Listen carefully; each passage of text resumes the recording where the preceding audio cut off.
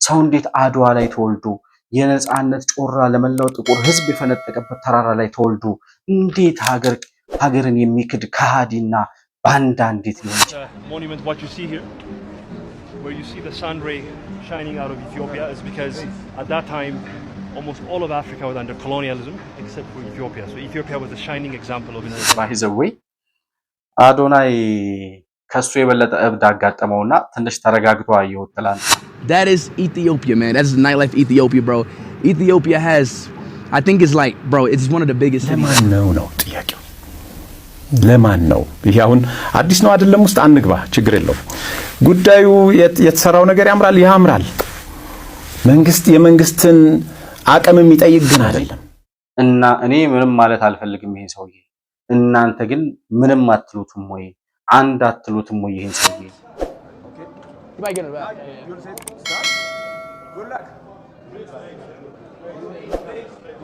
What the hell?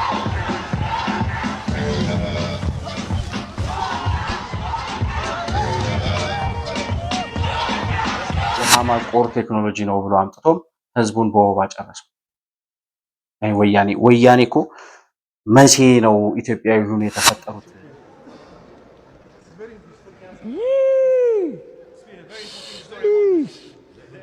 Presidential vintage Rolls Royce. አበቹ መጥቶ ከፍቶ እስከሚያቸው ድረስ እነዛ የወርቅ ሳህኖች በጃንሆይ ዘመን የተዘጋባቸው እስከዛ ድረስ ሳይከፈት ተቀምጠው ነበር።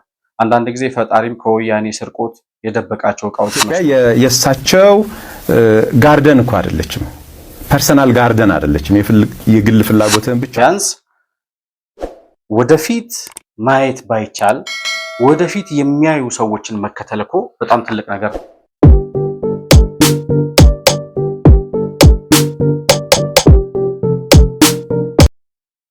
ሰላም ለእናንተ ይሁን። የተከበራችሁ የመሆን መልቲሚዲያ ቤተሰቦች እንደምን አላችሁ? ብሩክ የሾርቅ አሰፋ ነኝ።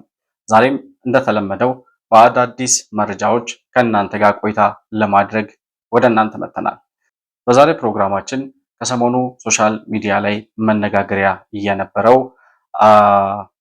አይሾስፒድ የተባለው ዩቲዩበር ወደ ኢትዮጵያ መጥቶ በነበረበት ሰዓት የታዩ ኩነቶችን ተመልክተናል። ከነዚያው ጋር ተያይዞ አዲስ አበባ ላይ የነበሩ ልጁ የሄደባቸውን ቦታዎችና በዛ ውስጥ የምናስተላልፈው ወይም ልጁ ያስተላልፈው መልእክት ለኢትዮጵያስ ያለው አንድምታ ምን ይመስላል በሚለው ጉዳይ ላይ አንዳንድ ነጥቦችን እያነሳን ከእናንተ ጋር ቆይታ የምናደርግ ይሆናል። መሆን መልቲሚዲያ ዘረኝነትንና ጥላቻን የሚጸየፍ በሐሳብ የበላይነት የሚያምን እውነትንና ኢትዮጵያዊነትን ለማጽናት የሚተጋ ሚዲያ ነው። መሆን መልቲሚዲያን በሱፐር ቻት እና በሱፐር ስቲከር እንዲሁም በገንዘብ መደገፍ የምትችሉ መሆኑን በአክብሮት እንገልጻለን። ይህን ሚዲያ መደገፍ እውነትንና ኢትዮጵያዊነትን ማጽናት መሆኑን አውቃችሁ ሼር፣ ላይክ፣ ሰብስክራይብ በማድረግ ለሌሎች ተደራሽ ማድረጋችሁን አትርሱ። መሆን መልቲሚዲያ የአዲሱ ትውልድ ሚዲያ። መሆን መልቲሚዲያን እንዲሁም ሁለተኛው ቻናላችን የሆነውን መረብ መልቲሚዲያንም ላይክ፣ ሰብስክራይብ እና ሼር ማድረጋችሁን ሳትረሱ በሱፐር ቻት እና በሱፐር ስቲከር ድጋፍ ልታደርጉልን እንደምትችሉም እያስታወስኩ ከፕሮግራሙ ጋር አብራችሁ እንድትቆዩ በአክብሮት እጋብዛለሁ። እንግዲህ ይሄ አይሾስፒድ የተባለው ወጣቱ ዩቲዩበር እንግዲህ 30 ዓመቴ ነው ብሏል። እዛው የሆኑ ልጆች ጠይቀውት እዛው ፕሮግራም ላይ አዲስ አበባ በነበረው ቆይታ ላይ ሲናገር ሰምቻለሁ እና ከሰሞኑ በጣም መነጋገሪያ ሆኖ ነበረ። ለ4 ሰዓታት የቆየ የላይቭ ስርጭት ነበር የነበረው። ልጁ ወደ 50 ሚሊዮን አይ ቲንክ እንደዛ አይነት ተከታይ አለው። በጣም ብዙ ፎሎወር ነው ያለው ልጁ እና ብዙም አላውቀውም እኔ ልጁን በእርግጥ የምከታተለው ልጅ አይደለም። ነገር ግን አዲስ አበባ መጥቶ በነበረበት ሰዓት በጣም ሚኒንግፉል የሆነ ስርጭት ነው በመላው ዓለም ሲተላለፍ የነበረውና ያ ስርጭት ለኢትዮጵያ ይዞት የመጣው በረከት ምን ይመስላል የሚለውን ነገር ነው በደንብ ማየት የምፈልገው እና ወደ 5 ሚሊዮን ህዝብ በቀጥታ ሲከታተለው ነበር ይሄንን ፕሮግራም እና በጣም አስገራሚ የሆኑ በጣም አስደሳች የሆነ ቆይታ ነበር ልጁም የነበረው። ከዚሁ ጋር ተያይዞ ብዙ ሶሻል ሚዲያ ላይ መነጋገሪያ ሆኗል። በመላው ዓለምም እንደውም ብዙ ፎሎወሮች አዲስ አበባ መጥቶ በነበረው የ4 ሰዓታት ቆይታ ላይ በጣም በሚሊዮን የሚቆጠር ብዙ ተከታይ እንዳገኘም እዛው ላይ ሲናገር ተመልክቼዋለሁ። እና ዋናው ጥያቄ ግን እኔ ይህንን ያክል ፎሎወር ያለው በመላው ዓለም ላይ ሊታይ የሚችል ወደ 50 ሚሊዮን ተከታይ ላይቭ ስርጭት ላይ ገብቶ ማስተላለፍ የሚችል ልጅ ማን ጋበዘው? ምን ተማምኖ ጋበዘው? ምን አይነት ኮንፊደንስ አዳብራችሁ ነው የሚለውን ጥያቄ መጠየቅ እፈልጋለሁ። ማን ነው የጋበዘው ልጁን? አንዳንድ መረጃዎች ይህን ፕሮግራም ለመስራት ስዘጋጅ መረጃዎችን ለማየት እየሞከርኩኝ ነበር። ግን ተጋብዞ ነው በመንግስት ባለስልጣናት ወይ በባህልና ቱሪዝም ወይም በሆነ ተቋም ተጋብዞ ነው ወይ የመጣው? ወይስ በግሉ ልጁ ሌሎች ቦታዎችም ሌሎች ሀገራትም ላይ እየሄደ ስለሚጎበኝ በግሉ በራሱ አማካኝነት መጥቶ ነው ወይ የሚለውን ጥያቄ ማንሳት እፈልጋለሁ። ምክንያቱም ልጁ ተጋብዞ ከሆነ በኢትዮጵያ መንግስት በኩል በቱሪዝም ቢሮም ይሁን በተለያዩ ተቋማት ተጋብዞ ወደ ኢትዮጵያ መጥቶ ከሆነ ይህንን ያደረገው የመንግስት አካል በሰራው ስራ ኮንፊደንስ ያለው ሊያሳየው የሚችል የሚተማመንበት ሀገርንና ህዝብን ሊገልጥ የሚችል የሀገርና የህዝብ ማንነትና እውነታ በዓለም ላይ ገልጦ ማሳየት የሚችል ስራ ሰርቻለሁ ብሎ የሚተማመን አካል መሆን አለበት ብዬ አስባለሁ። ይሄ ልጅ የጋበዘው በዛም ሆነ በዚህ ልጁ በራሱ መጣ፣ ተጋብዞ መጣ። የመንግስት አካላት ግን በበቂ ሁኔታ ተዘጋጅተው ብዙ ነገሮችን እንዲጎበኝ አሬንጅ አድርገው ፕሮግራሙ በተሳካ ሁኔታ እንደተጠናቀቀን የተመለከትኩት እና አንዳንድ ውርክቦች ነበሩ፣ ወከባዎች ነበሩ። ልጁም እብድ ነው ባይዘዌይ አዶናይ ከሱ የበለጠ እብድ አጋጠመውና ትንሽ ተረጋግቶ አየሁት ትላንትና። እና ግን አንድ ኮመንት እዚህ ጋር ምናልባት ልጁ በጣም እንትን ነው፣ ጨዋሂ ነው፣ እንደፈለገን የሚያወራው ኔቸሩም እብድ ነው የሚመስለኝ ልጁና ማለት በጣም ቀውጥ የሆነ ልጅ ነው። ስለዚህ ይሄንን ልጅ ለማስጎብኘት አዶናይን ለምን አልመረጣችሁትም ብዬ አስባለሁ። ምክንያቱም እንግሊዘኛው ፐርፌክት ነው፣ ውጭ ሀገር የኖረ ልጅ ነው፣ መግባባት ይችላል፣ እሱም ቲክቶከር ነው። ከእንደዚህ አይነት ወጣት ልጆች ጋር ባለስልጣናት ምናምን ለማስጎብኘት ከሚሞክሩ ሙሉ ፕሮግራሙን የተለያዩ ቦታዎች ላይ እየሄደ እየተንቀሳቀሰ ነበርና በደንብ አርቲኩሌት አድርጎ መናገር የሚችል ወጣትም እንደመሆኑ መጠን አዶናይ አብሮት እየተንቀሳቀሰ ብዙ ነገሮችን ማሳየት ቢችል ጥሩ ነበር ብዬ አስባለሁ። ምነው አዶናይን ከዚህ በፊት ስንት ነገር ስትለው አልነበር እንደ ምናምን ካላችሁ እኔ አዶናይ ጋር እኮ ፐርሰናል ጸብ የለብኝም። ትላንትና እንደውም በተወሰነ ደረጃ ይሄኛው ልጅ በጣም ስላበደ ነው መሰለኝ እሱ ተረጋግቶ አየሁትና ጥሩ ነው፣ መረጋጋቱ ጥሩ ነው። እንግዲህ ማን ጋበዘው የሚለውን ነገር ስናነሳ ቅድም ያልኳችሁ ነገር ነው። በሰራው ስራ የሚተማመን የሚኮራበት ስራ ያለው ሊያሳየው የሚችል ነገር ያለው ሰው ነው ይሄንን ልጅ በስነ ስርዓት ጋብዞትም ከሆነ ለማሳየት የሚኮራበት ስራ አለው ማለት ነው። ሲመጣም ደግሞ ፈቅዶ ተዘጋጅቶ ፕሮግራም አሬንጅ አድርጎ ነገሮችን ያሉትን ተቋማትና የኢትዮጵያን ገጽታ እንዲጎበኝ የተደረገበት ምክንያት እጅግ በጣም የሚያስደስት እንደ ሀገር የሚያኮራ ነገር ነው የተመለከትነው። ልጁ ራሱ አዲስ አበባን ሲመለከት በጣም አስደማሚ የሆነ እይታ እያየ እንደነበረና በጣም ገርሞት ያልጠበቀውን ኤክስፔክት ያላደረገውን ነገር እንዳገኘ ተገርሞ ሲመለከት ነበር። Chat, do y'all see it? I can't even tell if they seen it or not. But chat, this is the nightlife of Ethiopia, chat. Confirm. They saw it. Nightlife of Ethiopia. They saw it. This is insane. Is it still on there? Yeah, it's still on there. Oh my gosh, Let y'all. when you want us to switch back. We're back for a second. Holy crap, that looks crazy. Holy crap, bro. Ethiopia is so beautiful. Holy Yo, y'all see this chat? Y'all see Ethiopia, bro? This is insane. Oh my gosh. We're on top of this building right now. That is insane, G. Oh my. We should do a backflip. No, there's no space for that. Yeah, there's not no space. Bro, that's crazy though, bro. That is Ethiopia, man. That's the nightlife Ethiopia, bro. Ethiopia has, I think it's like, bro, it's one of the biggest cities ever, bro. It took me 1 hour just to get to my, it took me an hour and 30 minutes just to get to my hotel. That's how big this city is, bro. In all seriousness, bro. But W Ethiopia, bro. እንግዲህ ይሄ በማታ የቀረጸው ቪዲዮ ነው። ይሄ ልጅ በማታ የቀረጸውን ቪዲዮ በዚህ ደረጃ የተለያዩ ዓለማት ላይ እየተንቀሳቀሰ የተለያዩ የሰለጠኑ በመብራት የደመቁ ከተሞችን ያየ ልጅ በዚህ ደረጃ ደግሞ አዲስ አበባ መጥቶ እንዲህ አይነት አስገራሚ እይታ እንዲፈጠርበት ያደረገው አካል ማን ነው?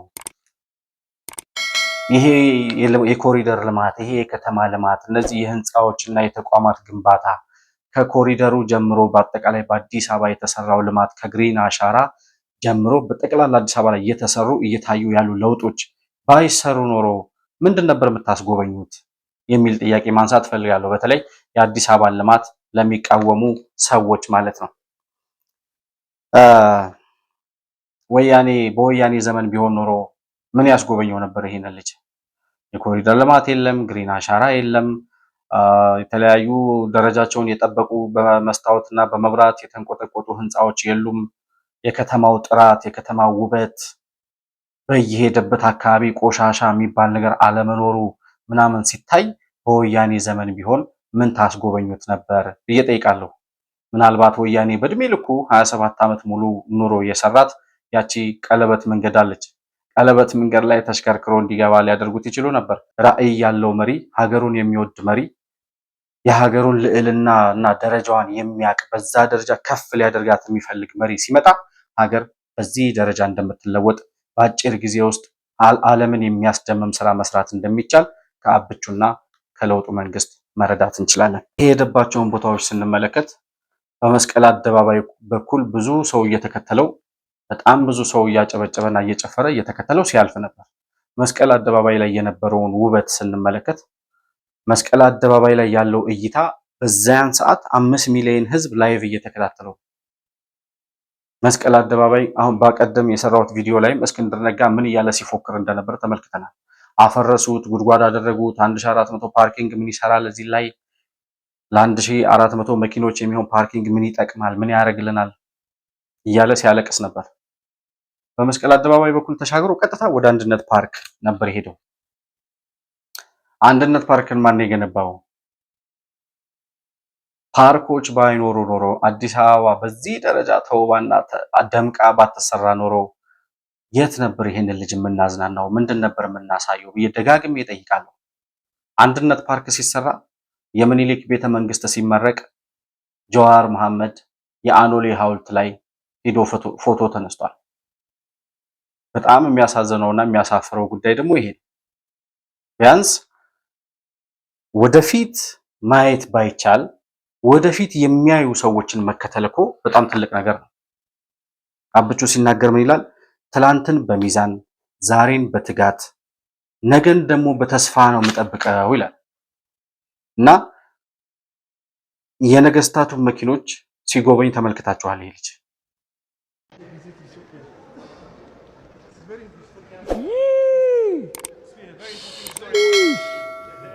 presidential vintage Rolls Royce. A very interesting story about this Rolls Royce. The emperor, when he was visiting Australia, he didn't think they had a car, so he sent this by ship first.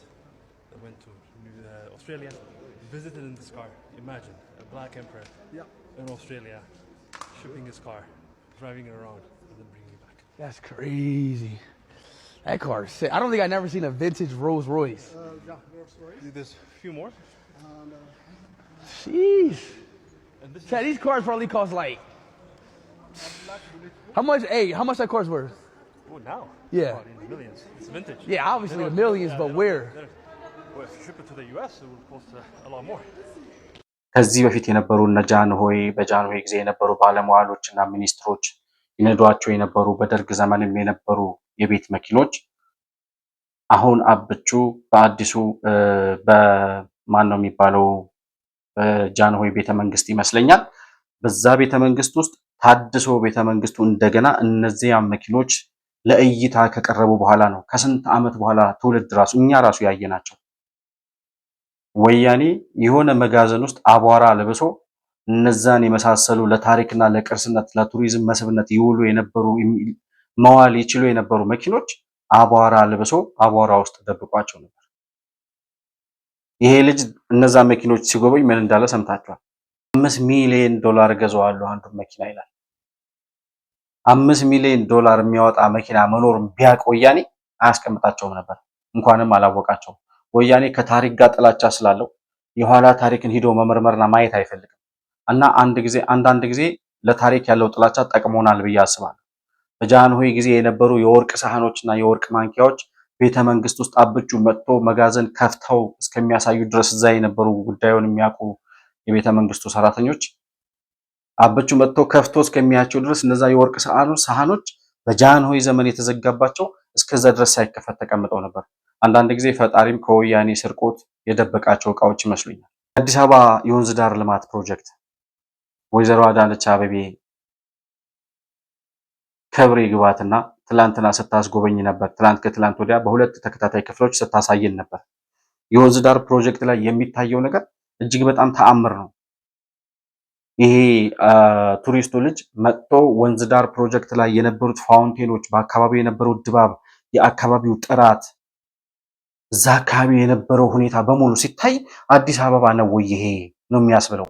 ተአምር እኮ ነው። በ7 ዓመት ውስጥ ወያኔ 27 ዓመት ሙሉ ተቀምጦ እንኳን አይደለም የከተማ የወንዝ ዳር ልማት እኔ የመጠጥ ውሃ ራሱ ከገፈርሳ ውጪ ያለማ አይመስለኝም። እና አዲስ አበባ ላይ የሚታየው ነገር እጅግ በጣም አስገራሚ ነው። አስገራሚ የሚያደርገው ነገር ደግሞ ከውበትም ከጥራትም የተሰራበት ደረጃና ኳሊቲውን ብቻ ሳይሆን የተሰራበት ጊዜ ፍጥነት፣ በ7 ዓመት ጊዜ ውስጥ ሀገር እንደዚህ ይቀየራል ወይ ተብሎ ለሌሎች ምሳሌ ሊሆን የሚችል ስራ ነው አዲስ አበባ ላይ የተሰራ። ተመልከቱት የወንዝ ዳር ፕሮጀክቱ ላይ ምን አይነት እይታና ድባብ እንደነበረ።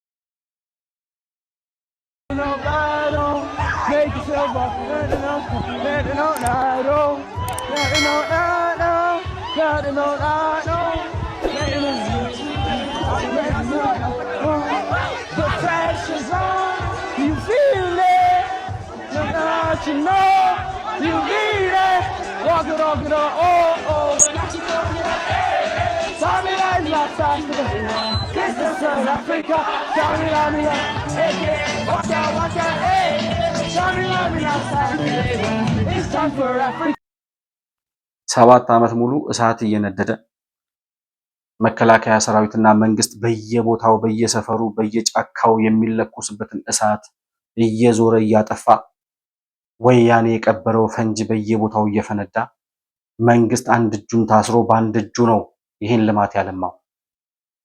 በዚህ ሁሉ ተግዳሮት ውስጥ እንደዚህ አይነት ልማት መስራት የቻለ መንግስት ሰላም ሆኖ ቢሆን ምንም ግርግርና ችግር ባይኖር ሁሉም በሰላም ለሀገሬ ልማት ብሎ የሚችለውን እያዋጣ መስራት ካልፈለገ ደግሞ እንቅፋት ከመሆን ተቆጥቦ በሰላም ኑሮ ቢሆን ይሄ መንግስት ከዚህ በላይ ምን አይነት ተአምር እናይ ነበር ብዬ ሳስብ ያስደምመኛል፣ ያስገርመኛል በጣም። ልጁ ራሱ ያልጠበቀው ነገር የገጠመው ነገር የአርቲፊሻል ኢንተለጀንስ ኢንስቲትዩትን የጎበኘበት ቦታ ነው።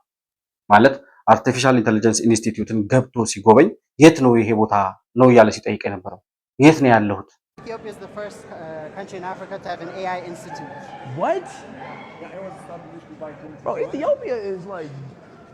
Wait, I got a robot right here. Is it on? This is insane. The future city ride? The what? This is your future city ride. So please, just with your friend. What? Okay. You might get it back. You'll say start. Good luck. What the hell? Now you are visiting at Notot. It is a mountainous area of. Wait, so I'm in actually Ethiopia right now. Chad, this is crazy. I never knew y'all. Oh shit! I never knew y'all had this. That's insane. This is what? It's a hydro dam. Hydro dam? Yes. Oh, that's Generates beautiful. power. See? And it's beautiful. It's the biggest in Africa. That's crazy. And the top Wait, 10 in the world. that's the biggest dam? Yes, In Africa, produces yes. over 5,000 kilowatts. Megawatts of power. Megawatts of power. That's actually So we sick. can light up The whole of Africa. Really? Yes. So y'all are in power of lining up the whole of Africa? That's our plan. What? Right now we're powering Ethiopia. Really? They want to move to powering the whole of It's Africa. called the GERD. It's called the Grand Renaissance Dam. That's crazy, bro. Ethiopian Renaissance. ይሄ ልጅ አዲስ አበባ ያየው ልማት ምናልባት ሌሎች ከተሞች ላይ ካየው ጋር ማለት አዲስ ነገር ላይ ሆነበት ይችላል። ብዙ ነገሮችን ተመልክቶ ስለመጣ ካደገው ዓለም ስለመጣ ነገር ግን ካደገው ዓለም የመጣ ሰው እንኳን በዚህ ደረጃ የሚደመምበትን ስራ ስንቶቻችን ሂደን ተመልክተነዋል? ስንቶቻችን አድንቀነዋል? አርቲፊሻል ኢንተለጀንስ ማለት ወደኋላ የመቅረታችን ሳይሆን ወደኋላ መቅረታችንን አውቀን ወደፊት ከቀደሙት ጋር ለመድረስ የምንስፈነጠርበትና አበቹ ሁልጊዜ ሊፕ ፍሮግ እያለ የሚጠራው በአንዳንድ ነገሮች ላይ መዝለል አለብን የሚለው ጉዳይ ተግባራዊ የሆነበት ተቋም ነው። በዓለም ደረጃ ተወዳዳሪ የሆነ በጣም ብቃት ያለው ለትውልድ የሚሰራ ትውልድን በውስጡ የሚያነጽ ለታዳጊ ስታርታፕ ልጆች በውስጡ ምንም ነገር ሳይከፍሉ የሚሰለጥኑበት የ6 ወር ፋሲሊቲ አሟልቶ የሚያሰለጥን ተቋም ነው። ከዚህ አልፎ በኢትዮጵያ የሚኖሩ የቴክኖሎጂ ስራዎችን በሙሉ በበላይነት እየተቆጣጠረ ዓለም ከደረሰበት የአርቲፊሻል ኢንተለጀንስ ቴክኖሎጂ ጋር ኢትዮጵያን ለማስተካከል እየሰራ ያለ ተቋም። ይህን ተቋም ለመገንባት ስለ ሳይንስ የሚያውቅ ዓለም የደረሰበትን ደረጃ ያየ የተመለከተና የሀገሩ ወደኋላ መቅረት የሚያስቆጨው መሪ ሲኖር ነው እንደዚህ አይነት ተቋም የምትገነባው።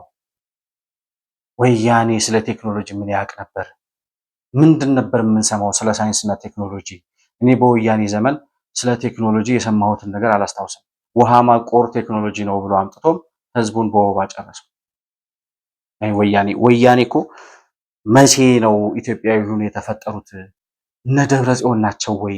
እነ ጌታቸው አሰፋ ናቸው ወይ ይችን ሀገር ሲመሯት የነበሩት ብለን ስንጠይቅ እኮ በጣም የሚያሳዝንና የሚያስጨንቅ ዘመን እኮ ነው ያለፈው። 27 ዓመት ሙሉ ተዘፍዝፎ ተቀምጦ አንድ በወያኔ ዘመን የሚታይ አንድ የስልጣኔ ምልክት የሚሆን አንድ ነገር የለንም። ይሄ ልጅ የጎበኛቸው ነገሮች በሙሉ ኢትዮጵያ ገጿና ታሪኳ የተገለጠበት ነገሮች በሙሉ በልኳ ውበቷ የታየበት ተቋማትና መሰረተ ልማቶች በሙሉ በለውጡ ዘመን በዚህ 8 ዓመታት ውስጥ የተገነቡ ናቸው።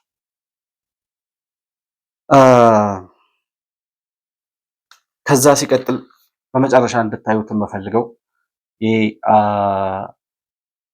አይሾ ስፒድ ወደ አድዋ ሙዚየም ሂዶ የጎበኘበትንና አድዋ ሙዚየም ውስጥ ያያቸው የተመለከታቸው ነገሮች ምን ያክል እንዳስደመሙት እጅግ በጣም በሚገርም ሁኔታ ደግሞ አድዋ ሙዚየም ምን እንደሆነ ታሪኩን የሚያስረዳው ልጅ አለ ካጠገቡ።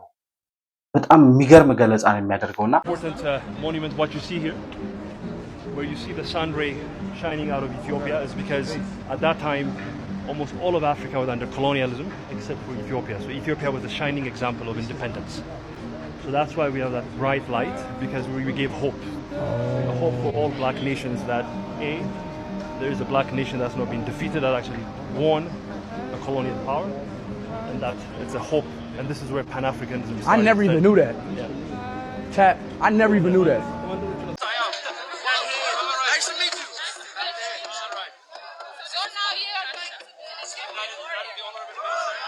Salam. Salam. Yes. What is this? This is an Ethiopian warrior's attire. So I'm a warrior? Yeah.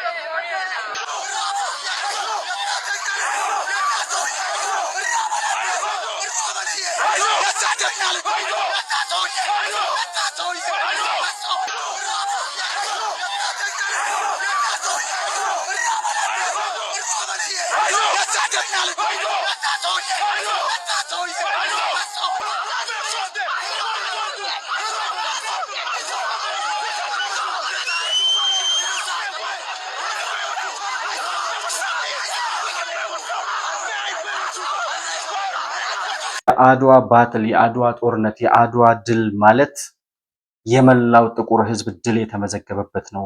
የኢትዮጵያን ካርታ ሲያሳየው ምን እንደምል አይታችኋል? ያቺ ጮራ የምትፈነጥቅበት ያለችው ይሄ ማለት ኢትዮጵያ ለመላው አፍሪካ ሰንራይዝ መሆን የቻለች የነጻነት ጮራ መፈንጠቅ የቻለች የጥቁር ህዝብ በሙሉ በባርነት ተይዞ በነበረበት ሰዓት ጥቁር ለካ ዲፊት ማድረግ ይችላል፣ ነጮችን ማሸነፍ ይችላል፣ ለካ ጦርነትን መግጠም ይችላል ከነጮች ጋር፣ ለካ ጥቁርም ከነጮች ጋር እኩል ሰው ነው የሚለውን ስነልቦና ለዓለም ማሳየት የቻለች ለመጀመሪያ ጊዜ የነጭ ወረራን ያሸነፈ ጥቁር ህዝብ ያለባት ሀገር ነች ኢትዮጵያ ይሏል። ይሄን ታሪክ፣ ይሄን ማንነት፣ ይሄንን የመሰለ የአድዋ ድልን የመሰለ ታሪክ በተመዘገበባት አድዋ ግን አድዋ ላይ ተወልደው ሀገር ስለመገንጠል የሚያወሩ እነ ደብረ ጽዮን፣ እነ ስዩም መስፍን፣ እነ መለስ ዜናዊን ማንሳት እንችላለን። የበሻሻ ዋራዳ በሻሻ ተወልዶ ስለ ሀገሩ ታሪክ አውቆ የሀገሩን ታሪክ ለመግለጥ የሄደበት የአድዋ ድል ማለት ለኢትዮጵያ ምን ማለት እንደሆነ ገብቶት ዘመንና እድል ሁኔታዎች ከትግሉ ጋር ገጥመውለት ራእዩ እውን የሆነለት አብቹ የተባለው መሪ የአድዋን ሙዚየም አዲስ አበባ ላይ ባይገነባልን ኖሮ ስለ አድዋ ምን ብለን እናወራ ነበር? ለዚህ ልጅ አድዋ ተራራ ላይ እንኳን አንድ ስለ አድዋ ድል የሚገልጽ ምሳሌ የሚሆን ነገር የለም። ያ ገድል በተፈጸመበት ሀገር ላይ ዛሬም የአድዋ ልጆች እነ ደብረ ጽዮን፣ ሌሎቹ እዛ አድዋ አካባቢ የተወለዱት እና አቦይ ስብሃትና የምትሏቸው ሰዎች ዛሬም ሀገር ስለመገንጠል፣ ዛሬም ሀገር ስለማፍረስ ያወራሉ። እርግማን እኮ ነው። አንዳንድ ጊዜ እኔ የአድዋ ድል ምን ያክል ነጮችን እንዳበሳጫቸው ገብቷቸው እኛን ለመበቀል ብለው የአድዋን ትውልድ የነመለስ ዜናዊን ትውልድ ባንዳ እንዲሆን ሆን ተብሎ የተሰራ ስራ አለ ወይ የሚል ነገር ይመጣብኛል። አንዳንድ ጊዜ ሰው እንዴት አድዋ ላይ ተወልዶ የነጻነት ጮራ ለመላው ጥቁር ህዝብ የፈነጠቀበት ተራራ ላይ ተወልዶ እንዴት ሀገርን የሚክድ ከሃዲና ባንዳ እንዴት ሊሆን ይችላል? እና በጣም አስገራሚ ነገር ነው። ሽለላና ቀረርቶውን ሲገጥሙት ደሙን እንዴት እንደጋለ እንዴት ፊቱ እንደተቀያየረ ተመልክታችኋል። እንደዚህ ደማቸው ፈልቶ ነው የኛ አያቶችና አባቶች ቅድመ አያቶቻችን እንደዚህ ደማቸው ፈልቶ ደማቸውን አፍስሰው ነው ነፃ የሆነች ሀገርና ነፃነትን ያወረሱ። አይሾ ስፒድ አሁን ታሪኩን ሲሰማ ሊገርመው ይችላል። ይሄ ታሪክ ግን የማይሞቀው የማይበርደው የአድዋ ድል ምንም አይደለም ለኔ የሚል ድኩም ትውልድ ደግሞ አይጠፋም።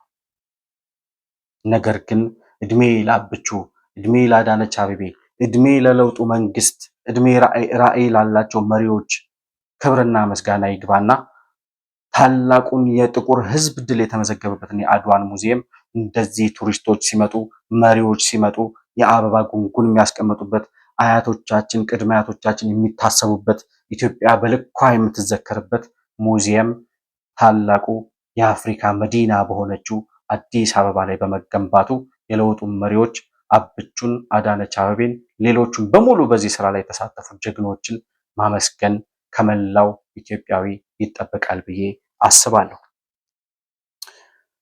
እንግዲህ በዚህ ደረጃ ዓለም የኢትዮጵያን ገጽ ሲመለከት በዚህ ደረጃ ትውልድ የሚኮራበት ህዝብ የሚኮራበት አሳይተን የማናፍርበት ሌሎችንም ጠርተን ልናሳየው የምንችለው ነገር እንዲኖረን ያደረጉ መሪዎች ያሉበትን ሀገር የሚሰራውን ስራ ዓለም እንዲህ እየተደመመበት እንኳን ዛሬም ምን ያደርጋል የሚሉ ድኩማን ደናቁርት ደግሞ አይጠፉም። አንዱን ድኩም ልጋብዛችሁ። ዛሬም ምን ይሰራል ይሄ የሚል ልማት የሚቃወም ሰው ልጋብዛችሁ።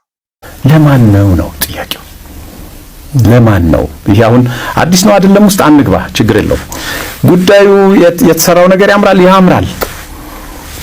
የመንግስትን አቅም የሚጠይቅ ግን አይደለም። ኢትዮጵያ የእሳቸው ጋርደን እኮ አይደለችም። ፐርሰናል ጋርደን አይደለችም።